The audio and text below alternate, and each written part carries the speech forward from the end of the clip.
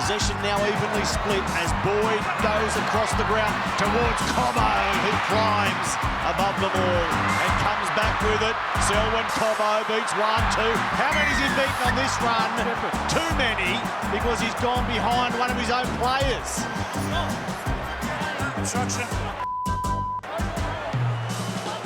And now they'll be March 10 for that chat. Walsh referred to judiciary for ref spray, and this is what Reece Walsh had to say. Yesterday, whilst on the field, I swore at another player. Whilst I don't promote this language to be directed at anybody, I would never direct this type of language towards a referee. I understand how it may look, and I've reached out to Chris Butler to apologise if he thought I was speaking to him.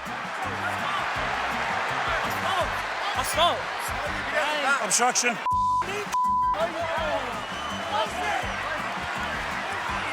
Go again, you go to the...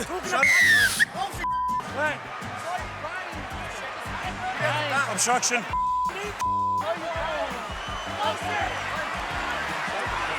Go again, you go to the... So, all right. If the referee actually says he directed it at me, we go on the referee's word, because that's it. That is final. He's the closest one to the scene. I can't understand why the referee didn't send him from the field like Bill Harrigan did to you all those years ago. I don't think he's going to use those words straight on. Well, Reece Walsh has been suspended for 3 matches, found guilty of swearing at the referee after a marathon 4-hour hearing at the NRL judiciary. Obviously, pretty disappointed in the outcome, but I accept the decision of the panel, and obviously I know that I'm a role model to young kids and the community, and I'm going to continue to work hard and be better in those areas that I need to get better at. It's time to announce our Dally M NRL 2023 medal winner, Braith. Okay, round 26. Nathan Cleary, 1 point. Adam Fanua-Blake, 2 points. Dally Cherry Evans, 6 points. The ineligible Scott Drinkwater, 6 points. Harry Grant, 1 point. Harry Grant didn't play in round 27 and is therefore out of the medal race. Also not featuring in the last round, Shaun Johnson and Kalyn Ponga, which means it all comes down to Shaun and Kalyn in round 26. The Warriors defeated the Dragons. Shaun Johnson, 3 points. Shaun is now 5 points clear at the top of the leaderboard. It's close.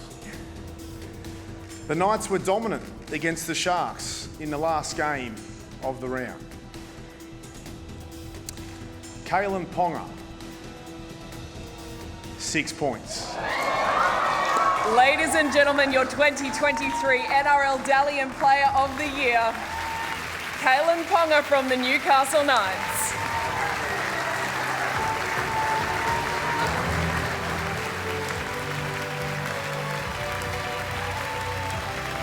So a lot of people were passionate about this. A lot of people thought he should have won. A lot of people thought he was a better player than Kalyn, and a lot aren't happy about it, especially the Kiwis. Last night I went and I watched it with him, so we're sitting there watching it and we were excited, and I thought, geez, I think Shaun Johnson can feel a little bit unlucky, but when you unpack it on Aiden Fanua-Blake, Clockstead, Wade Egan, Tohu Harris, some of the other players that have had these amazing seasons, they probably took points off him.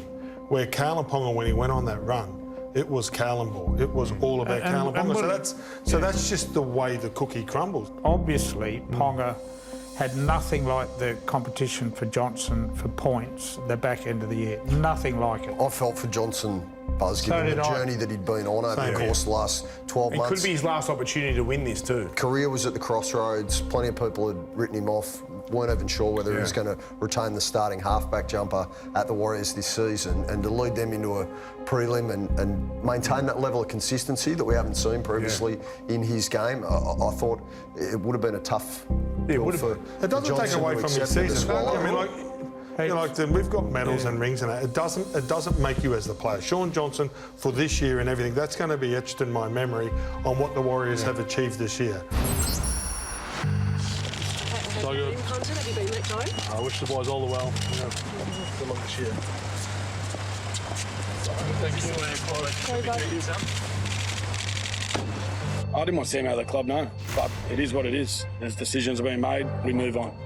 The question was asked of everyone. Do you think you can get on and work together for the rest of the season? John was yes, and Sam and the club agreed that Sam has got some other priorities to work on, and Sam felt that it was in his interest not to. Sam's got a job at Warrington next year. He made that decision a few weeks ago. Good luck to him. He sees himself as a head coach, and he can do that at Warrington. He's got a partner who's about to give birth, and he wants to concentrate on those two things. There's no suggestion here at the club that Sam or John have leaked any information to the press. Sam and I had many discussions. It's not something I'm going to be talking about publicly. They're discussions between Sam and I. We all have differences. You know, I've many conversations with Wayne Bennett, and every coach that I've worked with, we all have differences. It's 100%. I have no issue and never have had an issue with John Morris. Let's just make that very clear. Sam's made the decision. I wish him well. I think Sam's going to be a great coach in Warrington, and there's no doubt he'll be back here one day. Latrell's a big presence, as Sam was when he was playing. Now, Latrell's a marquee player for us. He's a player that we believe, and I definitely believe, can win us a premiership. I understand the leadership model that we want to create and that we've been creating for the last 2 years, and I'll double down on that. I know where it's going. I'm very confident about where it's going, and I know that the group of leaders that are leading it will deliver. We sort of left on mutual terms there. I wish them all the best, and like you know, I love the club. Okay, I love South Sydney. It's part of my DNA, and I want to see them do well always. So, you know, I wish Jason, the team, the club all the best for next year. Hopefully, Jackie's not too much time on the sidelines as well. What actually happened, Hoops? Well, make no mistake, boys, there's been a major fallout between Sam Burgess, an absolute Rabbitohs icon, and the South Sydney head coach, Jason Demetrio. It's been brewing in the background for the last couple of months. What happened today was that all of South Sydney's club management and also all of the players were called into an emergency meeting, early doors, first thing this morning. They were all at Heffron Park by 7 a.m. And by 8 a.m. in the morning, Sammy Burgess was out the door. They hadn't been able to resolve their differences. Russell Crowe got involved at one point and ended up hanging up the phone on Sam Burgess. They weren't able to find middle ground, and so as a result, Sam departs the club. Yeah, no, that's bullshit. Did he throw a phone? No, there was no. It was bullshit. There was no hang up whatsoever. We had a good conversation. And he said, all right, man, cool, see you later. I don't know. Someone's got to hang up.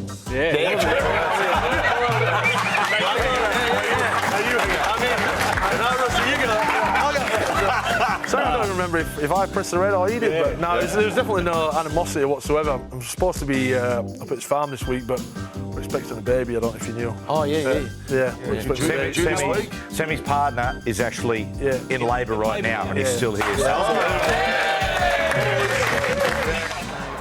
Two got it back in the Panthers' territory as Mam gets away from everybody, runs to Edwards. Edwards won't stop him, and Ezra Mam, yes ma'am, he scores. The Broncos have the lead. Can you believe it? Ezra Mam, the Dally M58 of the season, has just put the Broncos on his back.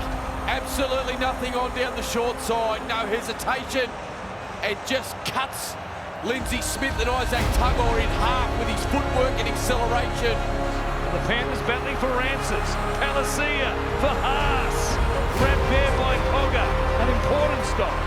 Man again! Man goes back to back! It's all the Broncos! They surge away from the Panthers. Man has two.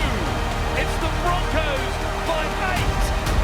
Spoke about it before the game, Warren, and if there was any vulnerability at all that we've seen in this incredible defensive wall of the Panthers, it has been on the back of offloads and some ball movement here, and it's Payne Haas isolating front rows at one Clive Churchill medal. Pulled up, Willie Mason, and also Brett Coates. Here's Mam again for the line. There's Mam. He scores. It's a hat-trick in the blink of an eye. And the Broncos threaten to run away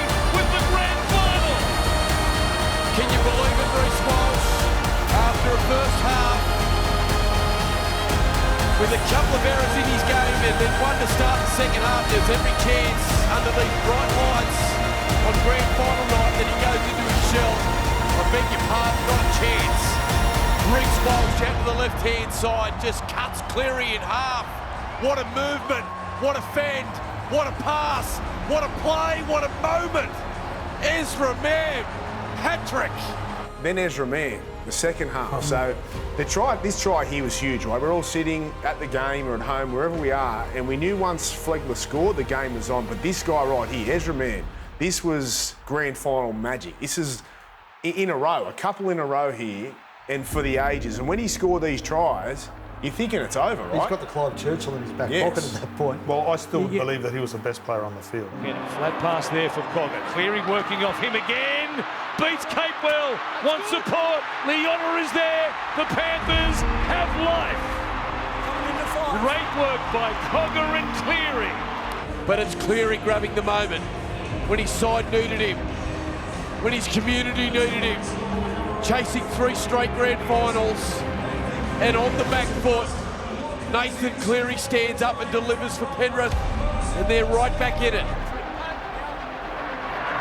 Cleary from inside the 40, trying to hook it back towards the sideline. He's got the 40-20. Nathan Cleary standing tall with the game on the line. It's a beautiful kick from Nathan. Sees Reece Walsh over one side of the field. For a try and a penalty. He does go long this time, out towards the sideline. A big play by Cleary, who thought he got his foot down before he made contact with the ball. Reynolds says check it, and they do have a challenge. Just looking at the right foot of Nathan Cleary. Takes up a position outside the field of play, and then he punches the ball. That's a huge play. He's not successful. Meters out, short side, Cleary takes on Reynolds, Cleary scores, the Iceman cometh, Nathan Cleary scores the try that locks up the grand final. Well, just when you thought Brisbane were going to snatch it, Ezra Mann went one on that tremendous run, 3 tries. It has been Nathan Cleary who may have just ripped the hearts out of the Brisbane supporters. He has orchestrated this comeback, and with nothing on the short side, cuts Reynolds, cuts Walters, cuts Ricky, cuts Walsh, drags it around under the posts, and the game's best player has just stamped his authority on the game's biggest stage, Nathan Cleary. What a moment. What a player. With 20 minutes to go, his team down 24-8. Jerome Luai off the field. Isaiah Yeo in the HIA corner. Nathan Cleary starts playing first receiver, second receiver, fullback. He is the everywhere man for Penrith. We are witnessing greatness. Kenny waits. Almost the entire Penrith team surrounding Mitch Kenny. They want the siren to sound. They've stepped into the history books. 3 straight titles for the Penrith Panthers. They are one of the greatest teams we've ever seen.